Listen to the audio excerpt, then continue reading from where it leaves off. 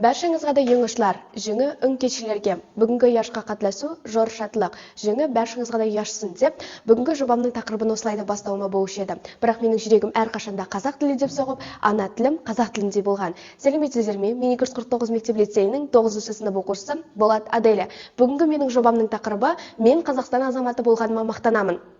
Бұл жобаны таңдау мақсатым барлық этностардың мәдени ерекшеліктерін сақтау және Қазақстан қоғамындағы Қазақстан халқының құндылықтарын, мәдениетіне азаматтарды тарту және Қазақстан жерінде, Қазақстан өңірінде тұратын өзге ұлт өкілдеріне деген стереотиптерді жойып, оларды бірлікке, ынтымақтастыққа шақыру. Жалпы Қазақстан көп ұлттың үйі деп жатамыз. Қазақстан халқы көп ұлтты мемлекет екені ол барлығымызға мәлім. Қазақстан жерінде 130-дан астам өзге ұлт өкілдері де тұрады. Осыған байланысты Қазақ халқы ассамблеясы да құрылған. Олардың негізгі идеясы осы ассамблеяның құрылу негізгі идеясы барлық өзге ұлт өкілдерін бір шаңырақ астында ұйып, оларды ынтымақтыққа, бірлестікке шақыру. Жалпы тамырым татар, жүрегім қазақ елінде. Менің әкемнің есімі Мұхаммедшин Ильдар Булатович, әкемнің ұлты татар, ол осы қазақ жеріндегі Қазалы ауданындағы 16-шы мектепте, яғни орыс мектебінде оқып, орыс тілінде білім алған. Ал анамның есімі Далиева Жадыра Оңғарқызы, оның ұлты қазақ және ол қазақ тілінде білім алып, ұлты қазақ болып келеді. Жалпы бізде қазіргі таңда осы өзге ұлт өкілдеріне деген көптеген әлеуметтік мәселелер кездеседі. Яғни оқушылардың арасында тіпті күнделікті өмірде өзге ұлт өкілдеріне деген стереотиптер, дұрыс түсініспеушіліктер және буллингтер қазіргі таңда әлеуметтік мәселеге айналды. Жалпы мен осы тақырыпты ашу мақсатында көптеген зерттеулер жүргіздім. Яғни 9 сыныптар арасында көптеген сауалнамалар алдым. Қазалы, Қызылорда облысында өзге ұлттардың демографиясы жүргізілді және әлеуметтік желіде көптеген челлендждер ұйымдастырған болатынмын. Жалпы мен осындай көптеген сауалнамалар жүргіздім. Сауалнамалар анонимді түрде жүргізілді және оған 9 сыныптар арасында 196 оқушы қатысты. Осы сауалнаманы жүргізу барысында оқушылар өздеріне деген, өзге ұлт өкілдеріне деген танымдарын кеңейтіп, оларға деген қарым-қатынасын нығайтты деген ойдамын. Жалпы бізде қазақ халқында да және татар ұлтында да бір-біріне деген ұқсастық және ерекшеліктер де кездеседі. Олардың бір-біріне деген ұқсастығы, олардың арасында ешқашан кемшіліктердің болмауы. Яғни олар бір-бірімен әрқашан бірлікте, ынтымақтастықта өмір сүріп келеді. Және олардың ұқсастығы мейрамдары.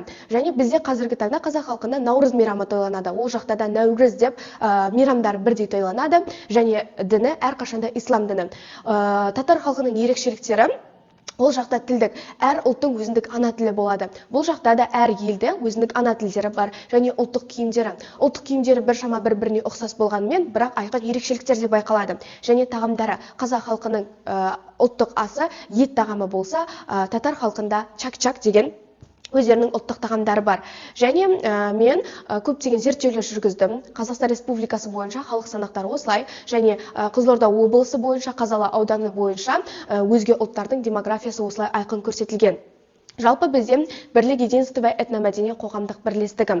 Бізде 2015 жылы Қызылорда қаласында достық үйі ұйымы ашылды. Оның жетекшісі Жұма Нафиса Тайырқызы.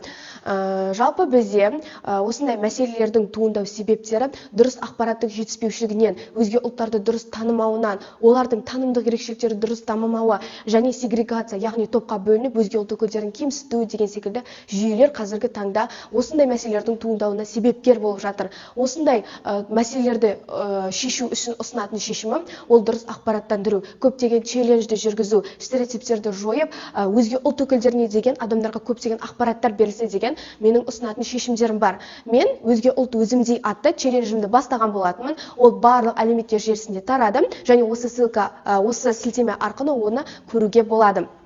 Жалпы бізде мектептегі жұмыстар. Мен мектепте парламенттің төрайымымын. Бізде көптеген осы өзге ұлт өкілдеріне деген көптеген ұйымдар жүргізіледі, тәрбие сағаттар өтіледі және 1 мамыр мерекесі бізде айқын керемет көрініс табады. Жалпы менің жобамның қорытындысы, мен 258 оқушыға өзге ұлт өкілдері туралы көптеген ақпараттар бердім және сауалнамалар жүргізіп, челлендждер айқын көріне бастады деген ойдамын.